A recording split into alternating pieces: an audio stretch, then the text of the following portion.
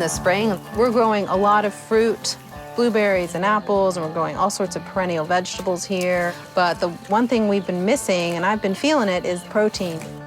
If I'm not eating, eggs or meat, then it's harder for me to do the work needed in the garden. So I'm ready to have some fresh eggs to cook. Tony and Amelia are raising chickens as a renewable source of protein. When the chicks were young, Tony and Amelia kept them in their house to keep them safe from predators.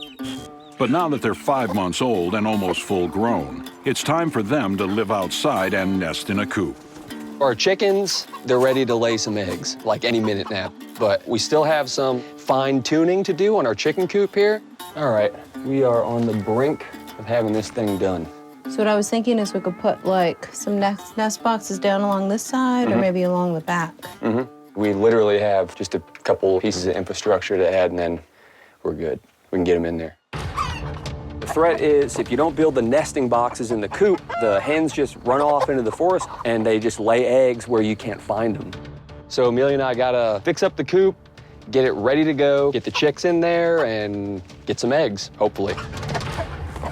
While Tony and Amelia are creating a new home for their chickens, in Central California, nomadic hunter Gabriel is processing the remains of a recently slaughtered goat. Got some flour, some blood, and some salt. I'm gonna make some blood pancakes. Nomadic hunter Gabriel was recently given a goat by his friend Levi, which they butchered and cooked. Oh my God! One goat can yield over 40 pounds of meat, but he must prepare it all in the next 24 hours before it spoils in the California sun. Blood's super nutrient rich. It's high in iron and vitamins, all kinds of stuff.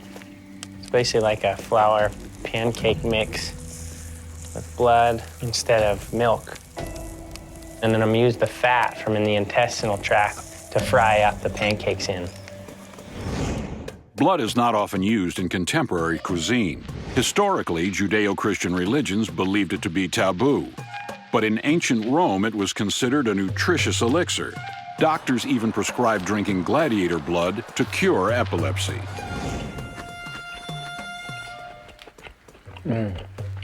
It's pretty much like eating like a protein and has way more nutrients, so it'll sustain me through the day. With the remaining meat, Gabriel will make jerky, one of the best ways to preserve meat without refrigeration. Jerky basically means I can take off from this land and be able to go out elsewhere and have meat that keeps my protein levels up, that I don't have to rely on catching animals to get. I'm so fortunate to have this gift come into my life. After eating squirrels and rats, this nourishment of this goat is just the biggest blessing I could ask for. Having this store of goat meat means Gabriel can stop hunting for almost a week. The whole trick is to make all the pieces thin and uniform. So some of the smaller cuts you can cut in half and then it'll hang like this and dry on both sides. Once the moisture leaves, the flies and the bacteria can't get in. So we want to get all the moisture out. So I'm going to salt and pepper these.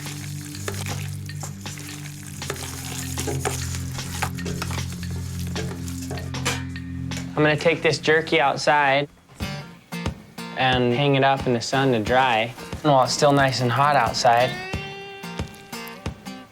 Jerky is an awesome thing for out on the land. It's something our ancestors have eaten for thousands of years.